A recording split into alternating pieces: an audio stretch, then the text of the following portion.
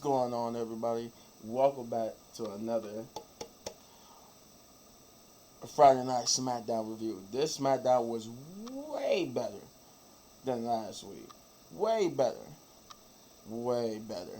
This though I wish they would have just did a little bit better with the ending, but overall, I did not have a problem with this Friday Night Smackdown. So, I want to say thank you to all the new subscribers. So, tribe members, welcome them to the tribe. And, get over to Rest of the Pit Podcast and support that channel as well. But, they did start off the show with just showing people arriving to the ring, like the Bloodline, The Rock, Cody, and Seth Rollins. But, they started off with Logan Paul. And Logan Paul basically came out not only to boast about himself, but to reveal that for the first time ever, I guess doing PLEs, starting with WrestleMania and every other PLE going forward, they're doing some type of UFC sponsor like thing where they're gonna have like sponsor logos on in the ring, because he announced that he will be the first, I guess. He'll be the first person to partner with WWE for them to sponsor Prime. Prime Hydrations will be on the he revealed it by showing it on the ring apron that Prime will be on in the middle of the ring for PLEs and stuff going forward. So I'm just like, oh, okay, that's cool. That's cool.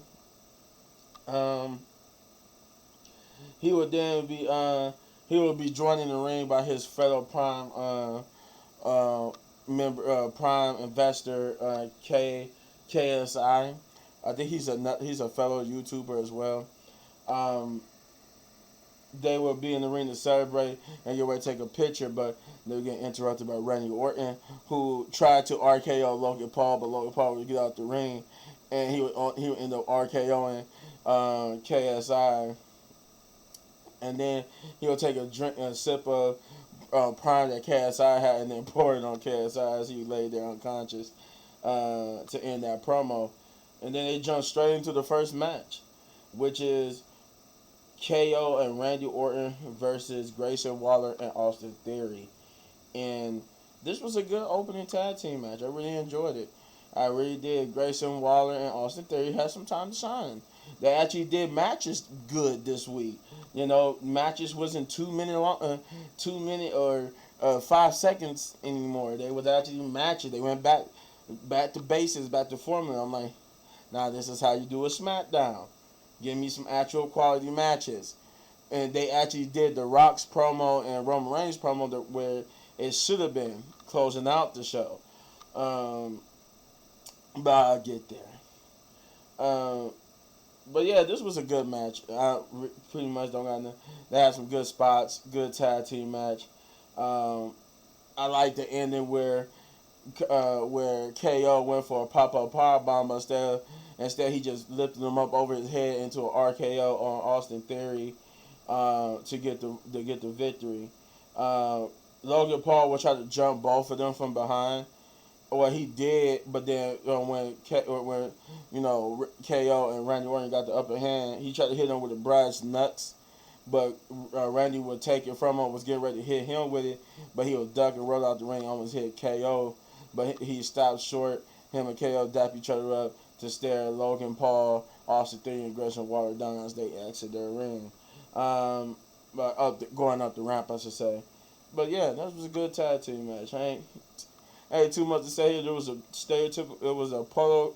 It was by the books tag team match. Something just jumped in my eye, and I'm just like, God dang devil. Yeah.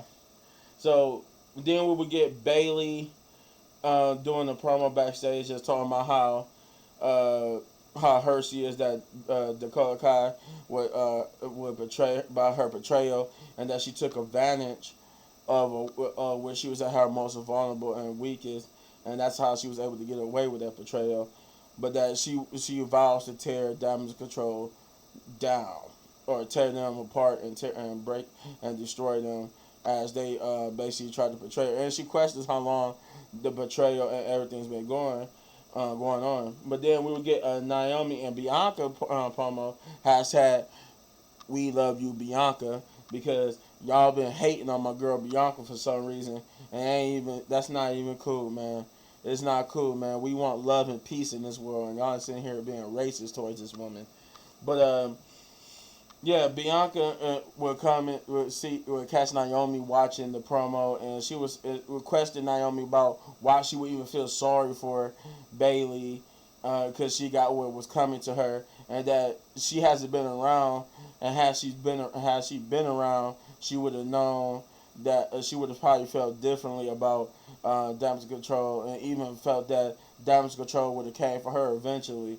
Would have came for her if she was still around when damage control formed. But Naomi still disagreed with her, saying that, oh yeah, I just still feel bad for her because I've been a part of groups like that, and it's not cool when they betray you and stuff like that. So at this point, Bianca just conceded and said, well, I guess I gotta say something nice, and good luck to her. Hope she succeeds. And I said what I said and walked away. And I'm just like, okay. You see something might be brewing right there. Where we get the next match, which is Bobby Lashley versus Karrion Kross. And I know Karrion Kross is Triple H's pet project. He be trying to get Triple H over, and I just don't know. I enjoy Karrion Kross. I'm actually intrigued on what they're doing with this. I really am. I'm really intrigued what they're doing with Karrion Kross in the Final Testament. I think it'll really start cooking after WrestleMania. But anywho, the match in itself was good. Bobby Lashley got his usual battle wound somehow. I noticed that I think when he ran into the ring post, he cut himself open again on his chest. Man, Bobby got some brittle skin, man. It'd be easy to bust this man open. But yeah, Bobby Lashley got busted open. It looked like just when he was going to take the match, he would get jumped by AOP. The Street Profits would come out and try to help, but they would get demolished with the Final Testament standing tall. I would have liked this match to have an actual conclusion, but it's a way to keep stretching it. Dragon Lee would have a backstage promo with Legado for attachment with them, teasing him about being trying to be the next Rey Mysterio or the future of the business, but that they are the future of the business. And he would get into a little shoving match which would result with him getting pushed down by Angel Garza. And then we got the next match, which is Tiffany Stratton versus Meat Chin. Now this was a fun jobber-esque match where you could definitely tell who was gonna win, but I mean Meat Chin didn't look totally bad, but they did. You could tell this was meant to make Tiffany shine. My only problem with WWE and their booking with Meat Chin is that they changed her style too much. It's still so similar to how she was in NXT, but I believe the thing that captivated me, the thing that drew me into Meat Chin was that she had a unique ring style.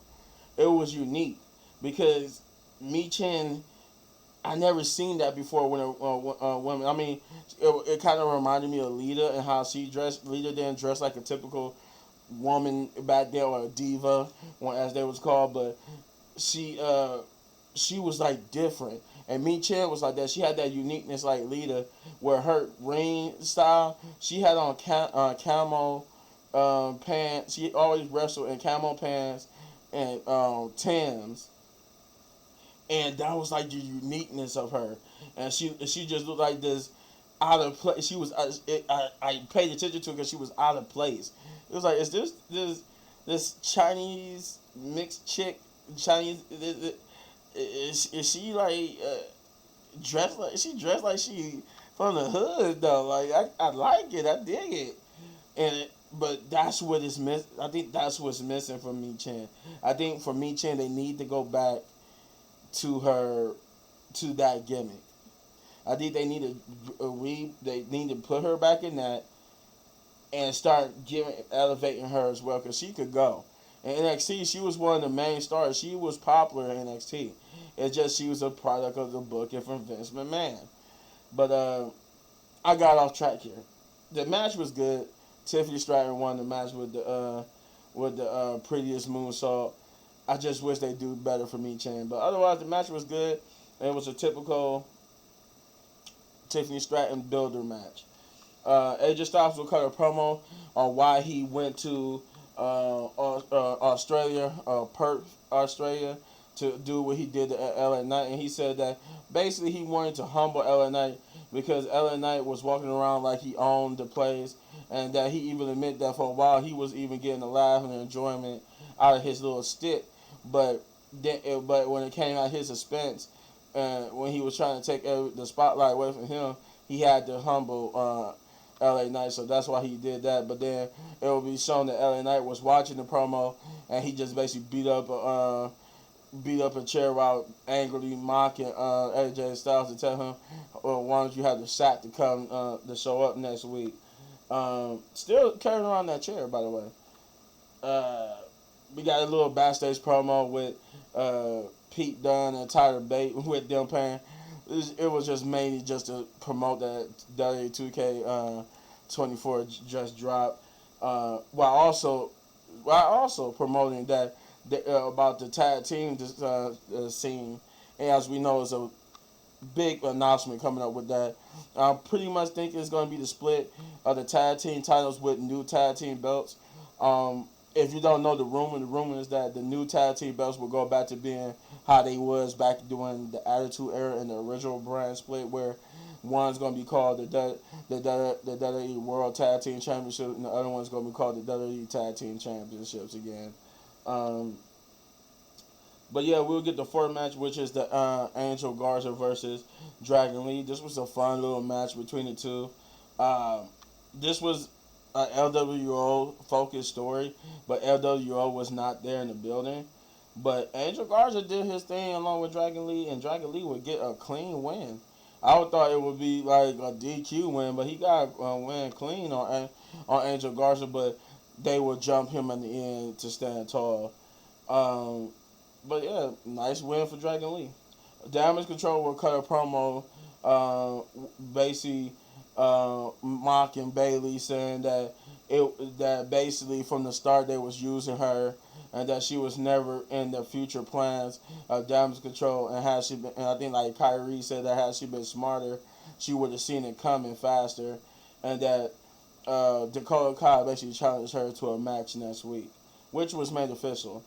Then we got the main event, which is a promo, by the way, of the Bloodline.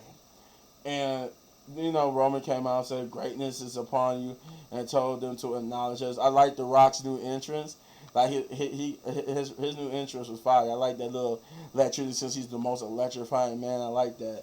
I really do. I like that. But, yeah, they basically came out, and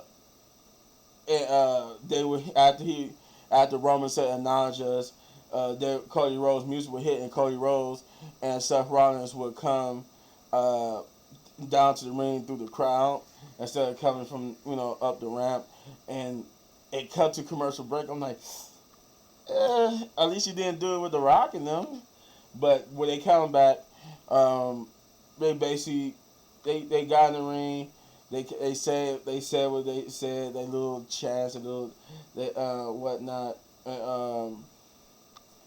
Cody Rhodes was going to cut to the chase and basically tell them what their answer was, but The Rock interrupted them and for some reason reiterated what the stakes was if they accepted the challenge. But he threw some insults at both Cody Rhodes and Seth Rollins, even calling Seth Rollins a walking clown emoji again. We did get a diarrhea Rock chant.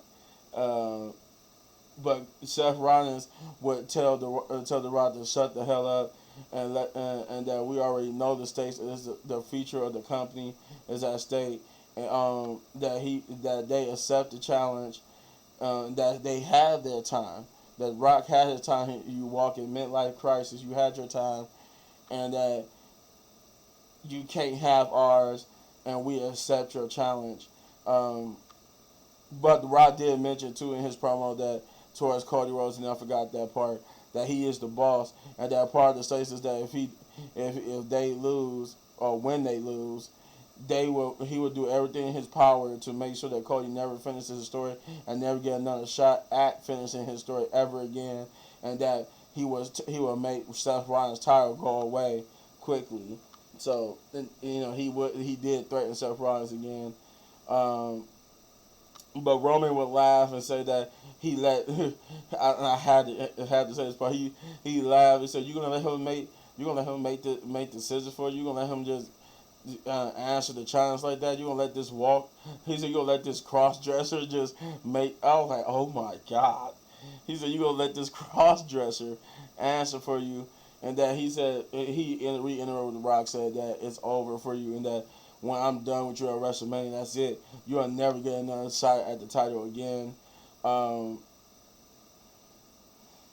then The Rock also said something about Roman's grandfather looking down on him, his grandfather looking down on him proud, and that his father, his hero, was looking down, and he ran his mouth. Rock ran his mouth about Cody Rhodes' sister being a cheerleader for the Dallas Mavericks, and that his brother, who we all know Goldust, is going to be a future Hall of Famer, and that he was the youngest of three, and that the reason why they were buried to him is because he was a mistake. This will make Cody slap The Rock to end the show, and I did try to see what happened.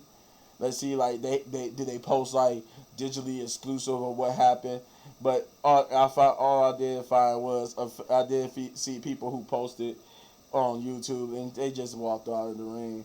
Like they didn't attack, they didn't fight. Like Cody and Seth embraced each other, and The Rock and them just walked out the ring. I'm like, oh, that was weak. But overall, this was a good show. I enjoyed it. I really did. I don't got nothing to say about it, man. Like, they really did it right. I just wish they would have. They got there and then they left us on this cliffhanger of him smacking The Rock. I was hoping for a little bit of a brawl, but nothing happened. Solo and them didn't even get involved. It was alright. So I'm going to give it a 7 out of 10. There you go. 7 out of 10. Big ups.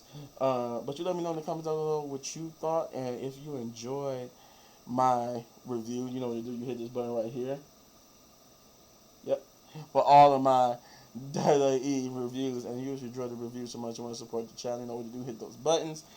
And as I always, hit you one of these videos for more of my amazing content. And before I go,